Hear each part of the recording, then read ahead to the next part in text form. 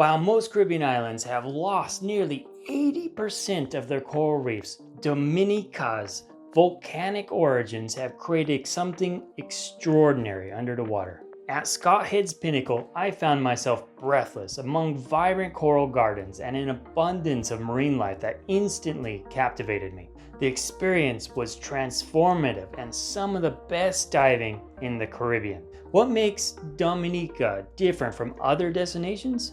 By the end of this video, you'll understand why serious divers are quietly making this their favorite destination and whether its unique underwater landscape matches your diving style and skill level, and why the island itself is a treasure to behold. And in this video, I have some amazing footage I got while in Dominica, and I want you to stay tuned to see some of the most amazing sights I've ever seen in my life. If you're wondering what sets Dominica's underwater landscape apart from the other Caribbean islands, then the answer lies 70,000 years in the past. Oh, and by the way, this is pronounced Dominica and has no relation to Dominican Republic, which is also in the Caribbean. Unlike its island neighbors, Dominica wasn't formed through a slow accumulation of coral and limestone platforms.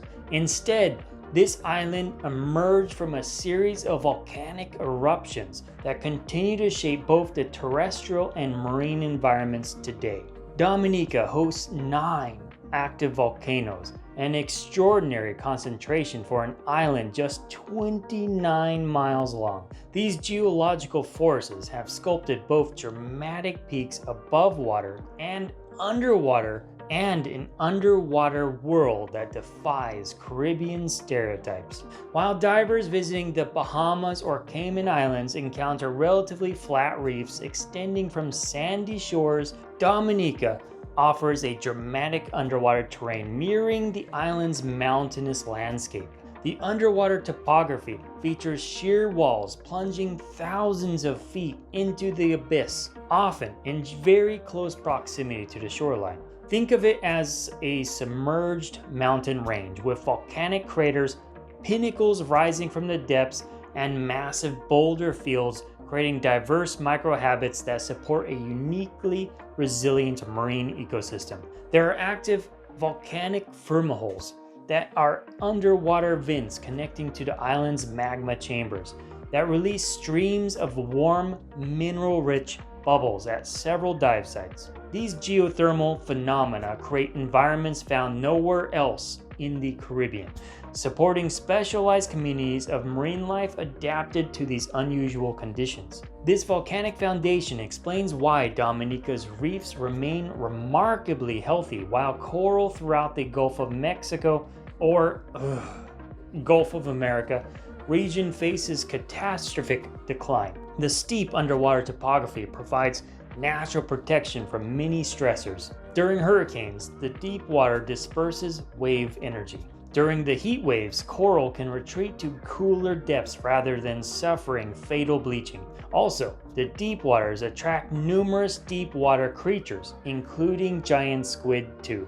While you're not likely to see the giant squid ever, you will see and hear their primary predators, sperm whales. They choose to live in Dominica year-round and hunt the plentiful amount of giant squid there, and you are likely to hear them clicking during your dives, which is incredible. And one note is you will find there's a drastic amount of lack of pelagic fish there, large ones, no sharks, which is kind of unusual. However, I think maybe it's because of the sperm whales, but that's just my hypothesis. And even the sand tells Dominica's volcanic story. The shorelines display rich browns, blacks, and grays, all volcanic in origin. This darker sand reflects less sunlight underwater, creating a distinctive lighting environment affecting visibility and photography. Underwater photographers often capture rich blues contrasting with darker backgrounds rather than bright reflective scenes common elsewhere in the Caribbean. The mineral-rich volcanic substrate provides essential trace elements supporting robust coral development, while complex terrain creates varied current patterns, enhancing nutrient delivery to the reef organisms. And that is below the water. Above the water, amongst the jagged volcanic peaks, lies the Nature's Island, filled with beautiful hikes, waterfalls, friendly people, terrifying roadways, and more. You'll be surrounded with lush greenery everywhere you go.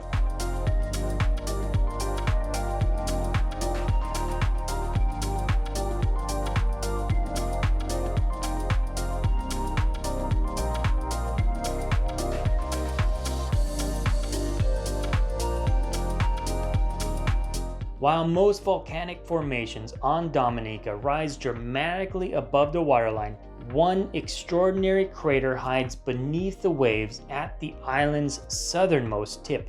This is Scott Head's Pinnacle, and it stands at the precise boundary where the Caribbean Sea meets the Atlantic Ocean, creating one of the most unique dive environments in the world, a place where divers can literally swim through the collision point of two massive bodies of water inside an ancient volcanic crater. It's worth noting the island has made Scott's Head a national marine preserve to protect the amazing wildlife there for years to come, and I'm happy to see that. No fishing is allowed in the area and free for divers to enjoy, and it's up to us to protect it and keep it pristine. The water temperature remains consistently comfortable, reaching around a balmy 82 to 86 Fahrenheit or 28 to 30 degrees Celsius during the summer months, while winter conditions hover around a pleasant 70 degree Fahrenheit to 21 degrees Celsius. For optimal dive conditions, plan your trip between February and April, and that's Dominica's dry season, which is also peak visibility. But diving should be good there year-round. The journey begins at Swiss Cheese, a massive porous rock formation marking the entry point at around 35 feet or 10.6 meters deep. This distinctive feature immediately immerses divers in the volcanic landscape while leading to one of the site's highlights, the Soldierfish Cave. Unlike typical caves requiring specialized training, this wide open formation hosts dense schools of soldierfish that form living, breathing curtains. And this cave is more of a swim through than an actual cave. As you approach, these ruby red residents part just enough to let you pass through, creating an immersive experience unlike anything else in the Caribbean. Beyond this encounter lies another picturesque swim through cutting directly through the Pinnacle. This natural archway serves as a portal where landscape transforms dramatically into a steep volcanic wall, plunging beyond 120 feet or 36 meters into the crater depths, and it is remarkable being so close to a volcanic crater underwater. The transition is stark, and immediately, one moment drifting through vibrant fish-filled passages, the next hovering just above a sheer wall disappearing into the dark depths. And of course, it's good to keep a good neutral buoyancy throughout and protect the coral, and this will ensure many divers for years to come can continue to enjoy the beauty there. Following the volcanic ridge northwestward brings you to Crater's Edge,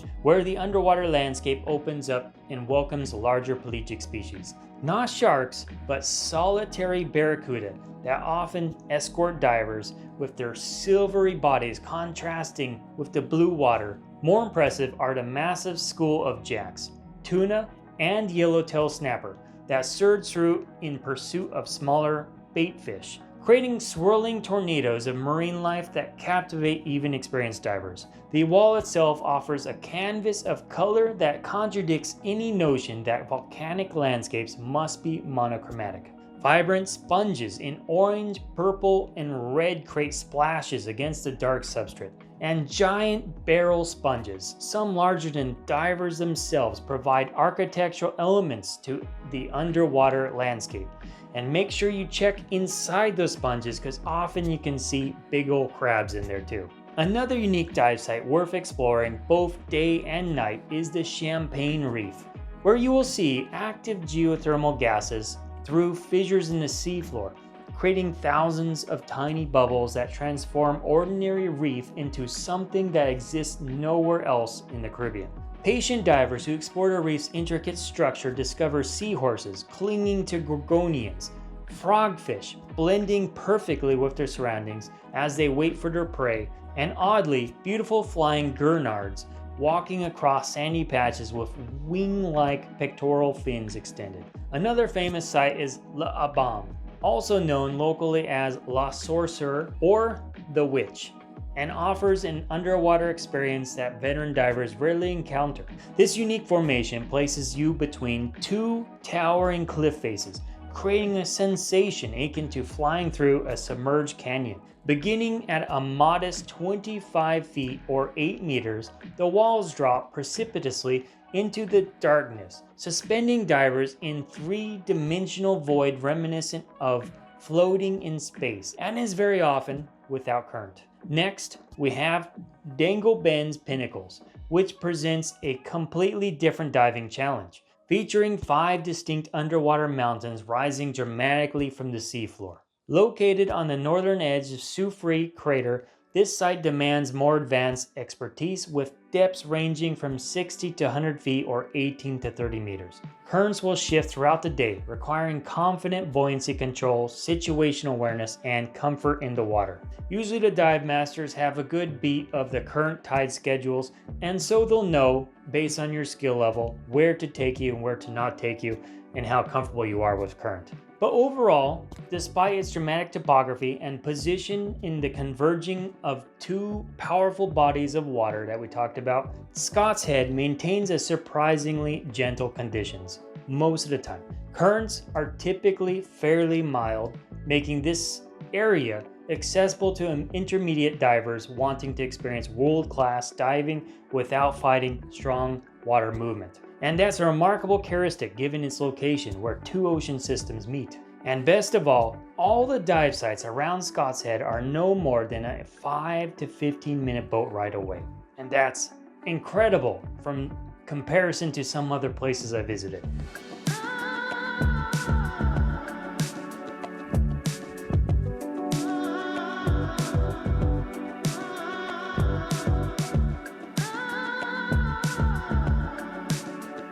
Beyond Dominica's underwater crown jewels lies an even rarer treasure, the chance to share waters with the ocean's largest predator. Did you know that of the handful of places worldwide where you can see sperm whales, Dominica is the one and only few locations where these magnificent creatures reside year-round?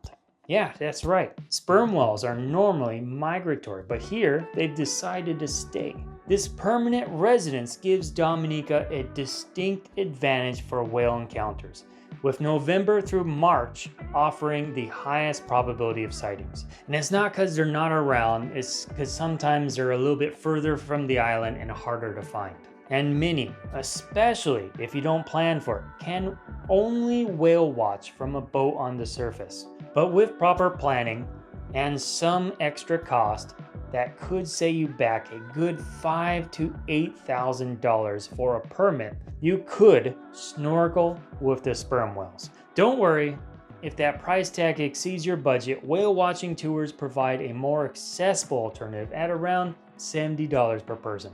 These excursions offer excellent opportunities to observe sperm whales and other marine life from a respectful distance without needing an expensive swimming permit. And the reason these permits are so expensive is the sperm whales around Dominica are so well protected from harassment and regulated from over-tourism, which I strongly admire.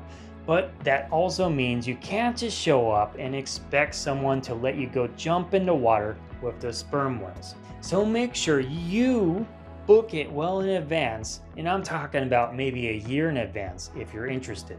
We booked this way in advance and went with Latitude Encounters, which we've toured with before. Fernanda, the owner, is a joy to be around and has an amazing attitude to protect the animals, be safe, and find sustainable operators, and of course, most importantly, having a great time. I can highly recommend her from my personal experience. This isn't sponsored, just coming from my own recommendation. When we went, our captain was also proudly working with CETI, the Cetacean Translation Initiative, which is real cool. This particular non-profit organization is trying to speak to whales. And it was a great feeling that some of our money was going towards this operation that studies, protects, and is trying to communicate with the sperm whales. If you're interested in CETI, I'll make sure I put a link down in the description.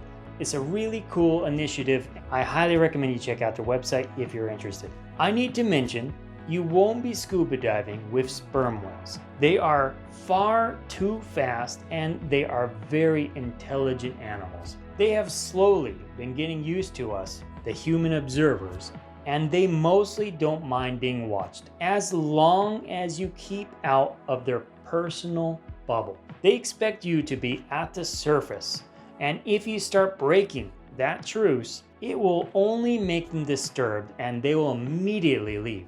So keep on the surface, give them their space, don't get in front of them, and enjoy. As you can see from our footage from our own trip, the experience is truly amazing. I cannot express the emotional joy and experience I had.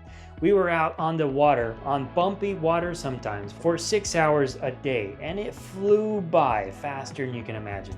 We were fortunate to get really close, and sometimes the younger whales will be quite curious in you. There was one time a younger whale was coming right at me. I was keeping my distance. I was actually trying to get out of his way because this thing's like a bus. Just maybe a light tap could break bones in my body. And it just so happened to be that someone off to its side spooked it. And so I'm pretty sure he was going to try and touch me, but after he got spooked a little bit, he actually turned and went away. But still, that was a pretty incredible experience.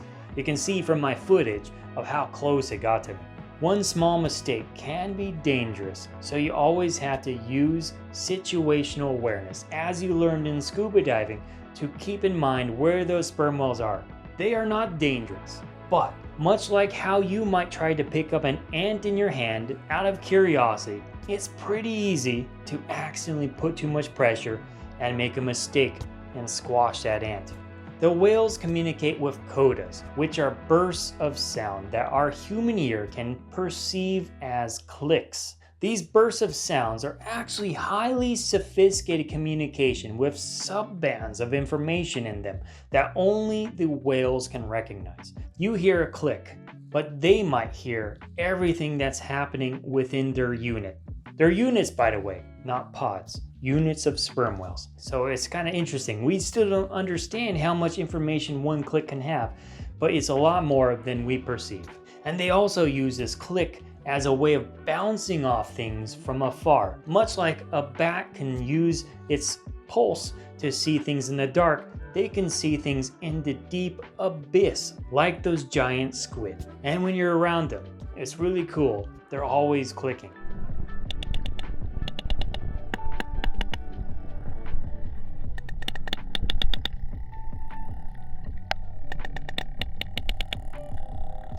Now, you may have heard, like I did, that these clicks can be very dangerous for people for how powerful they are. But in reality, I believe the sperm whales are well aware you are there and you're intelligent. They don't blast you at full power, and so the entire time I was there in the water with them, I felt no discomfort from their clicks. Even with that baby whale that was approaching me and clicking me very directly. You cannot summon the whales, so you have to have a bit of luck and patience. Some sites you'll be lucky to see, but very fortunate, is them sleeping vertically. And this is a really cool sleep cycle. They don't necessarily always sleep deep. They kind of sleep a little bit off the surface, and they just will go very slowly and gently put themselves vertically. Usually they start face down, and then after some time they flip in the water, which is pretty spooky. When you're in the water, they'll flip, still sleeping. This is a part of their sleep cycle. And then from there, they will slowly raise to the top of the water, where they'll slowly start to breathe in and re-energize a little bit. So this is part of their sleep cycle still. So, try to give them space. They will actually go and repeat the cycle several times. So this is just like how we go through light sleep, deep sleep, and REM. And while they're on the surface, they're really sleepy, and you can get pretty close to them as long as you're calm and gentle. Other amazing things is playing around. You'll get to see them playing around with each other, socializing. There's one time we were there, we got to see a sperm whale, a big old male coming, and there was several females and a whole bunch of children, and they're all like really excited. Our captain got really excited too. This is like something incredible. He knew that they were going to meet up and start socializing, and it was incredible that we got to see them playing around with each other, what appeared to be some mating action, and very inquisitive children. And later we got to see something incredible. I can only describe it as something like a sperm whale dog pile. It was incredible. We were sitting there hearing all sorts of clicking. Something was happening, something amazing. And from the deep abyss, we saw this big old ball of sperm whales arising. It was kind of like some kind of monstrosity for a while, but they were all together, faces and tails just mashed.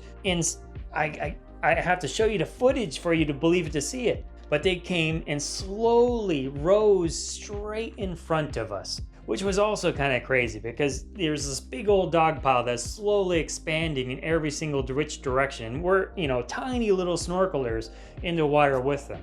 I have never seen this footage on National Geographic or anywhere, so I'm hoping this unique footage is something special for you to see on my channel. I was really happy with what we saw, but I will have to say, if you go there too and expect the same, it might be a matter of luck. Maybe you'll see something better than I did, but you have to go to see. It's kind of Russian roulette of sperm whales. And other common behaviors you'll get to see is them swimming side by side. Often the most common interaction you will see is them swimming and breathing on the surface, and the boat kind of gets ahead and drops you in the water in the direction they're swimming, and you just get off to the side of them. You definitely don't want to be in front of them. It'll either annoy them, piss them off, and maybe they'll just go away. But if you're off to the side, minding your own business, keeping out of their space, then they don't mind. And they'll just do a flyby, and it's cool to see the flybys. You'll get a lot of it. And that's more common interaction with the sperm whales. This is truly amazing stuff, and probably the only place that you can have such a unique experience. And I truly admire Dominica's nature preservation initiatives, trying to protect the whales, study them, trying to learn how to talk to them, and protecting them from over-tourism, so that hopefully we can continue to enjoy them for years to come. Wow, I really geeked out on sperm whales, and it might seem a little strange in a scuba video, but I cannot talk about Dominica without mentioning the sperm whales, as they're so unique to that environment. If you have any questions on the sperm whales, feel free to let me know in the comments below. Let's talk logistics and planning. Dominica presents refreshing value for diving compared to other Caribbean destinations. Most dive packages average around $50 to $60 USD per single day dive, and about $90 USD for night dives, with bundles providing better values. So make sure you plan ahead and bundle up. And speaking of planning ahead, I highly advise that you contact the dive shop before you go, because Dominica also gets lots of cruises that come in, and the dive shops, from my experience, are set up to cater to those cruises. And on the days where there are cruises in Dominica, you will see the dive shops in seemingly pure chaos. And if you have not reserved, they won't be very accommodating, and you probably won't be diving. Let them know well in advance if you're interested in taking a course or wanting a night dive too, as they need to schedule staff to support it. As we found, and we only got to do 1 or 2 night dives during our stay there because we forgot to mention that we were planning to do the night dives. The island's diving landscape is organized into 3 distinct regions. The volcanic Soufriere Scots Head Marine Preserve in the south, the mixed reef and wall diving of Salisbury Marine Reserve along the central west coast around Portsmouth, and the unique underwater topography of Cabretas National Park in the north. Most likely, if you're scuba diving, you'll want accommodations around Scots Head at the least, which is where a lot of the premium dive sites are. To see the sperm whales, you'll want to be around Portsmouth. And if I remember right, it's roughly a 2-hour drive between these 2 cities. A 2-hour drive of terror, perhaps. So make sure you make strategic accommodations at the 2 different places, or more if you plan to see some of the land areas to enhance your experience. We rented a car there because we also wanted the flexibility to go hiking on the island. And with that comment about, road of terror, I just want to warn you that the island is left-hand side driving. Very hilly, very curvy, very rainy, and narrow roads. And you can see why some would think it's terrifying. Not to mention that there's always unmarked ditches just on the side of the road.